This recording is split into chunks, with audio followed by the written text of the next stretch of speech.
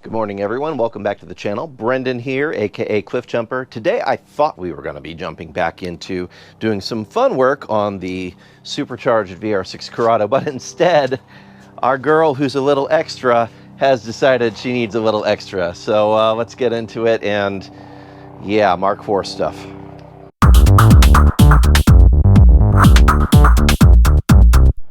So last night I was thinking to myself, you know, tomorrow's a good day. I'm going to start working in the backyard to prep for an upcoming party that we're having. Going to look forward to having some people over, get some work done in the yard. And no, my son walked in the door and said, "Hey, Dad, the battery light is flashing on my Jetta." So, yeah, there are a few things that can cause a flashing battery light on a Mk4 1.8T Jetta.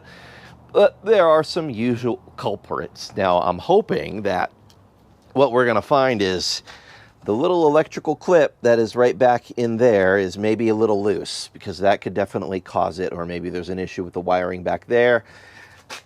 This is a fairly fresh alternator. We just replaced it not too long ago.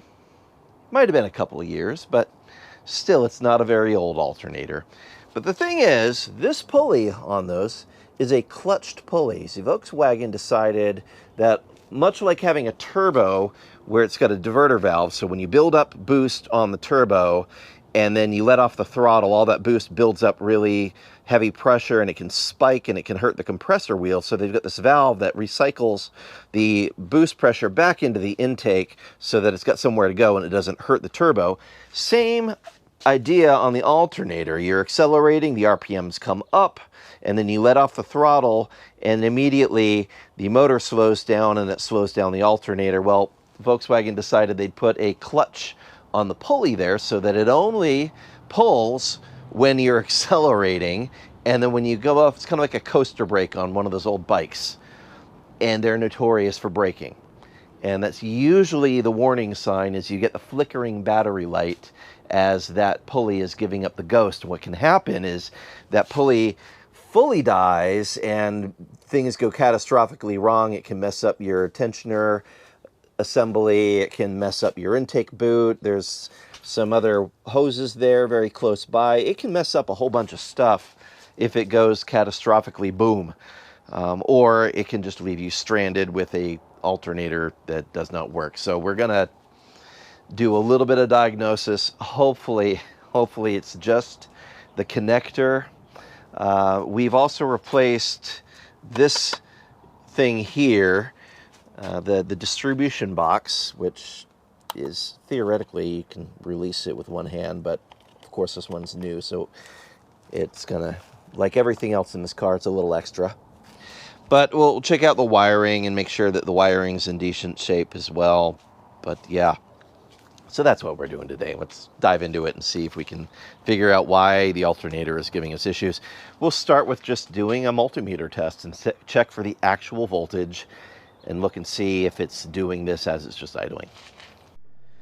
So first, we're just going to check voltage as the battery sits. I did charge it last night just to make sure we're starting with a full voltage level here. So we've got 13.02 volts to start off with. That is our reading that we will work from. Now let's see what the alternator does when I actually fire this up.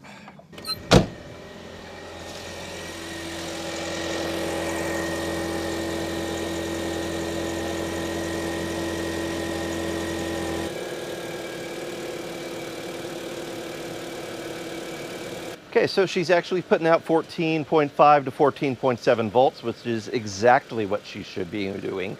So the alternator itself is good. The regulator is good. The wiring, I will confirm in a second that it's tight. I'm going to turn off the motor before it gets too hot and reach my hand down there just to check, make sure that that connector is not loose. All happy noises though, so that's good. Sometimes when the pulley itself is bad, it'll make a terrible marbles rattling around in a can kind of racket, as the ratcheting mechanism inside it, yeah, is unhappy. But that did not sound like that was the case here. So I'm going to check the connector, and then I'll turn the car back on after I double check the connector, just to make sure that it's not like intermittently coming loose and losing its connection. So we'll check that, put that back together, and then what I'm going to do is hook the multimeter back up and check it as I rev the motor and let it off, and see if we've got anything happening there. Maybe take it for a test drive just to see if the battery flickers while we're tootling around.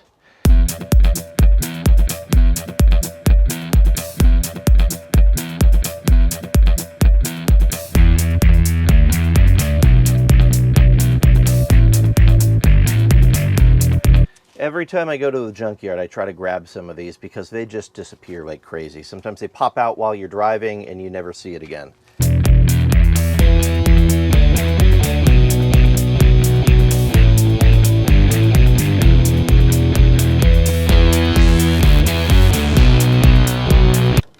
And now you can see that is the clip, and you can see that the actual mechanism that keeps it in place is broken.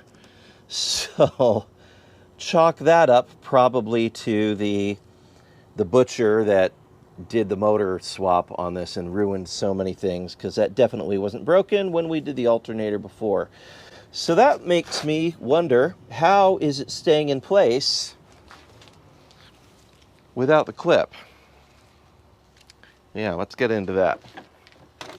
So what I'm going to do here is just gently see if it is, yeah. It's just hanging on there. It's not firm on this like it really needs to be, which is a little concerning. What I think I will do is go down to the junkyard and snip one of these pigtails off of a junked Mark IV, because they are very plentiful in the junkyard. If you've ever visited your local wrecking yard, you probably know this to be true. So I'll just snip one off that looks like it's in good shape, and I will connect it up here, and we should be okay. It's still possible, still entirely possible, that the clutched pulley is having issues because they just have issues. If you haven't already, would you mind going ahead and hit that like button? It actually helps me out quite a bit. Okay, we're back on the Jetta. Had to wait a couple of days for these wonderful parts to show up, and here's what we've got. This is the ratcheting pulley that works on that alternator. So if it's working correctly, only allows you to go one direction. And yeah, that's what fails on these. And of course it requires a special tool to replace it. So I had to order the tool. So I've got the tool, I've got the pulley, and we should be able to just move this out of the way, be able to take the tension off with the tensioner, lock that in place with a pin, and be able to remove that pulley and swap it without any problems. So, you know, fingers crossed that it's as straightforward as it should be, but it's a Volkswagen, so you never know. Let's get to it. So in case you've never dealt with one of these tensioners before, there's a little knob on the top of it that you can get a 15mm wrench onto and pull it back, which releases tension on the belt. And there's a hole that goes through the tensioner. You can take a small screwdriver, a Phillips head, not a flathead, and put it through. It goes all the way through into a receiver on the other side, and that will hold that tensioner in place with tension off the belt, which gives us the ability to work with this pulley without the belt being an issue. So we're going to pull this one off next, then we can take the cap off, and we should be on our way towards success.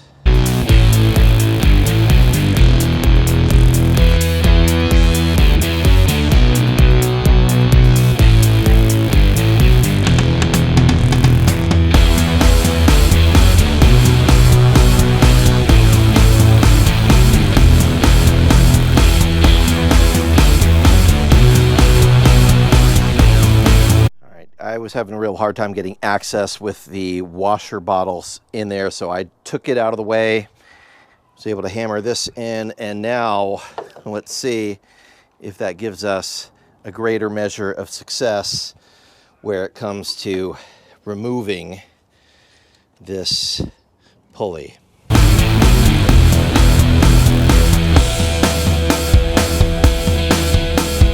2 hours later. Okay, so the precious is broken loose. What we ended up doing is I gave it a rest last night, decided I would come back to it with fresh eyes. Glad I did, because I found a YouTube video where someone said, yeah, sometimes it gets stuck, but you can use an impact to bust it loose. So I did that, used the impact. I did get it loose. It is a regular lefty-loosey, righty-tighty pulley, so it is now broken loose, and I can use the a screwdriver here to just hold the shaft from spinning, and I can actually undo it by hand. So it's that loose now. It's nice. So just a few moments away from having this pulley off, and then we can put the new one on. So yes, we will have great success. Get this sucker on there and have this I got some stuff to put back together, but good news. Yeah, so we're heading towards success, as my friend Robert likes to say.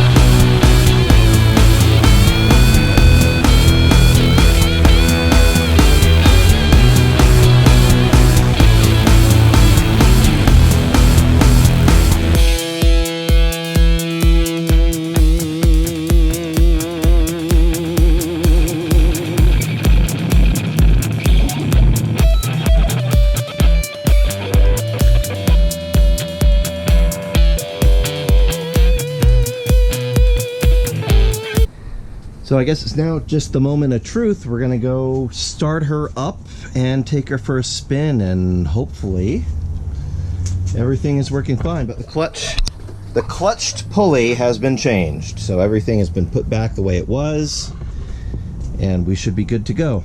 Let's see. 5 minutes later. Well, that was a short-lived victory lap. As I immediately started the car, battery light flashed, letting me know that no, the problem was not in fact the clutched pulley. The problem is the alternator itself. So after putting this all back together, I am now going to have to take it all back apart and remove the alternator. There is a local alternator shop that can rebuild it, so we'll take it over there and let them deal with it. But you know, who knows? Maybe it needs a rotor, maybe there's something internally wrong with it. We shall see. But, you know, that's the way the cookie crumbles sometimes. You think you know what the issue is. It's the issue that affects everybody else. It's the common issue, but you go fix the issue, and turns out that was not the issue. So, we will dive in, remove that. 2 hours later. And here we go. We've got it out.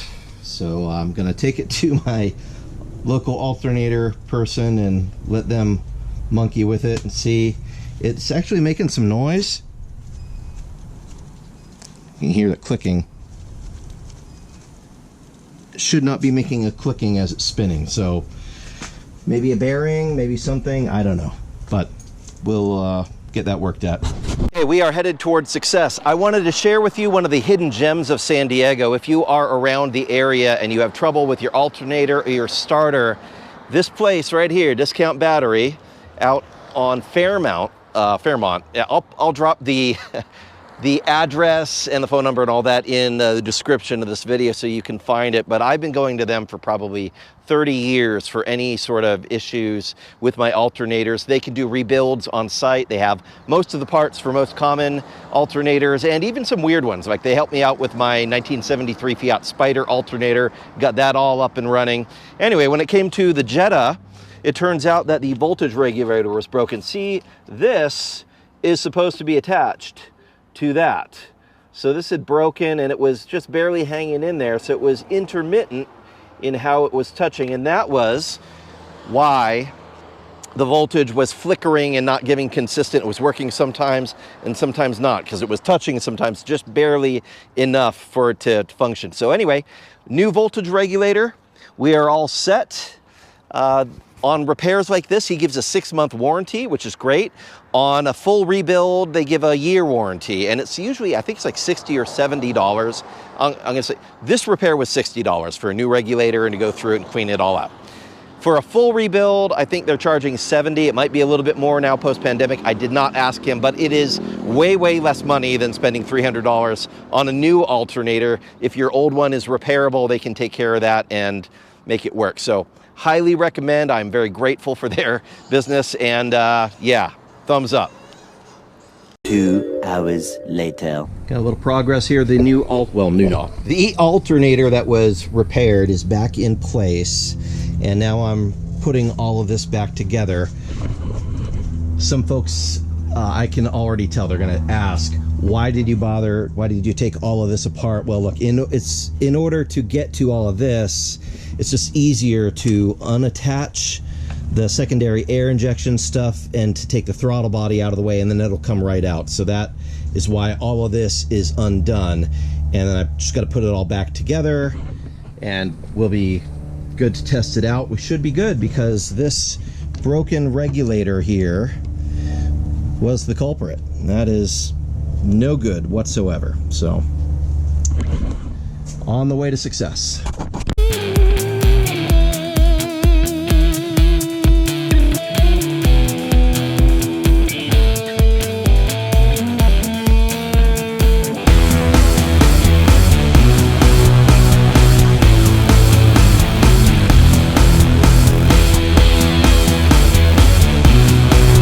All back together. Let's see if we got a battery light on the dash now. All right, moment of truth here. Let's see. No battery light. Hooray! All right. Let's do a little.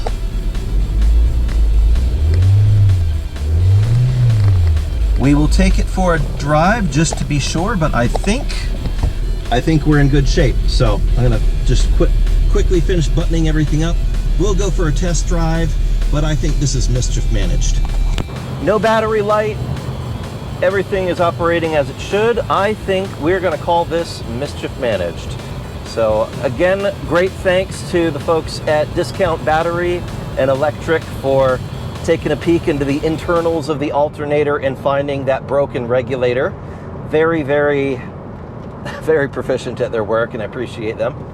And thank you for tuning in, following along on our misadventures as we dive into stuff, figure out what's going wrong with it, and deal with it. So tune in again, as we always have a grocery list of stuff that we're doing on our cars. I think we've got some more Corrado stuff coming down the pipeline, so you can tune into that if that strikes your fancy. There is Jetta work that is going to be done. There is R32 work that is going to be done, and there is Sequoia work and Fiat work. I mean, all the cars. They all need work, so we'll be doing a lot of it. If you would hit like and subscribe so that you don't miss any content. We've got new content every Friday, and I hope that this was at least mildly entertaining for you. If you are a novice mechanic, hope this helps you out. If you're an expert, hope that you get to laugh at some of my mistakes and my misadventures here. God bless you. Let me know in the comments, what projects are you working on, and we will talk to you soon. Bye-bye. And on that terrible disappointment, it's time to say goodbye. We'll be back.